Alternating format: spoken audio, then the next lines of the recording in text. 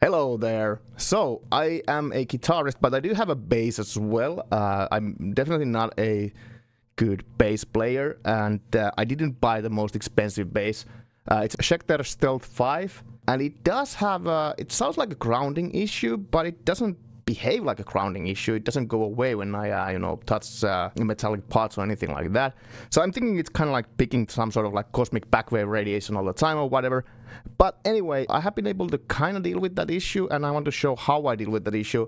And I also want to show the tone that I was able to find, and I'm kind of happy with that. Listen to this.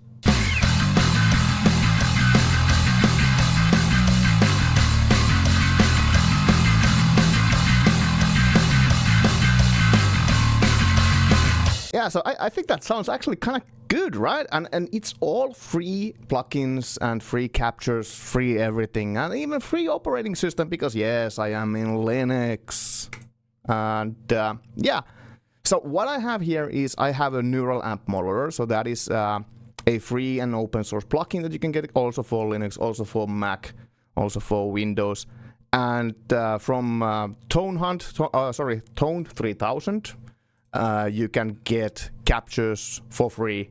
Just, it's kind of like a community thing that anyone can upload their captures there. And the one that I have here is this bass metal tone, and the model is the Darkglass B7K Ultratone.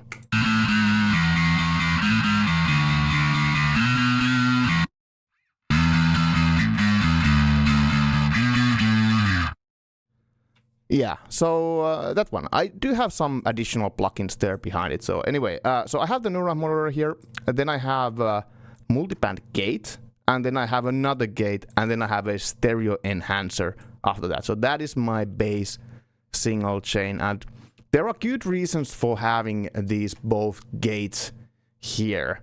The first gate is here to get rid of a very specific frequency issues.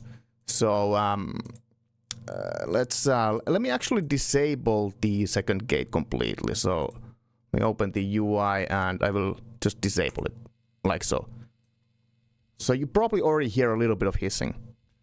And let's also disable the multiband gate. And now you can really hear the issue. And the issue seems to be here when we look at the when you look at the frequency spectrum here. If I take away that, this might be a little bit hard to see, but here you can see that this is the problematic area where I have a lot of this hissing going on, and it is kind of directional. And I've tried to shut down my monitors and my my displays and even my air conditioning, but it just doesn't go away, and I don't know any other way of dealing with that. But obviously, we can apply a gate for just this frequency here, and that is why multiband gate. So I have here, I have created this section here, so you can obviously just move this like this, where you want to have your gate to be applied. So here, I would, when I enable this, I would start by going this threshold here to the point when it cuts this noise when I'm silent otherwise.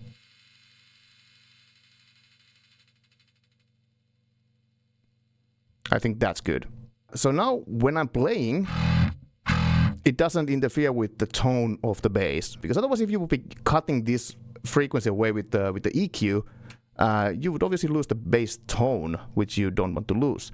Also, I'm using a very fast attack here, so it's really fast getting up to peak, and also quite fast release, just like 36 millisecond here. I've also added a gate here because, as you can see, there's also like a little bit of rumbling here at the low end. So I also have another one there that is just taking that rumbling away. So this is just like a kind of like a surgical gate for those problematic frequencies that I have with my bass in this room where I am at. The second gate is because it has hysteresis. And hysteresis is that it has a different path for opening and closing gate. So I can actually use this to make the bass sound quite tight. So when I'm playing, it stays open, and then it closes down very rapidly. So very steep angle it closes. So, and also very fast attack, very fast release. So it really cuts really fast when I go below that threshold. But when it has hysteresis, it doesn't open immediately, so it doesn't fluctuate there in between. So it's if it wasn't actually enabled. So now it actually should be closed if I put like that. A little bit the touches there. But anyway, let me cut the mic. Really tight.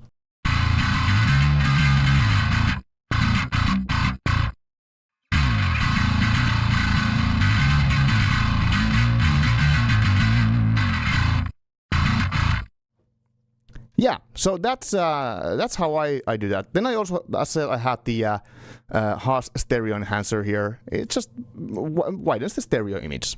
If I bypass it.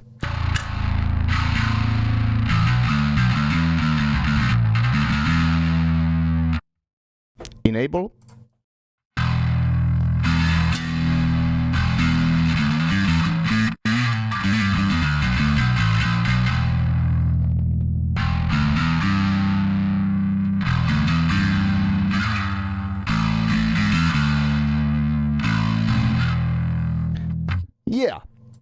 Yeah, so that's how I found a pretty good bass tone for myself. And remember that even though I'm now in Kala and I've just loaded these plugins here and I'm DAW-less, I can do exactly the same stack of plugins with exactly the same sound also to my DAW, to Ardour or Reaper or whatever you're using to record your stuff.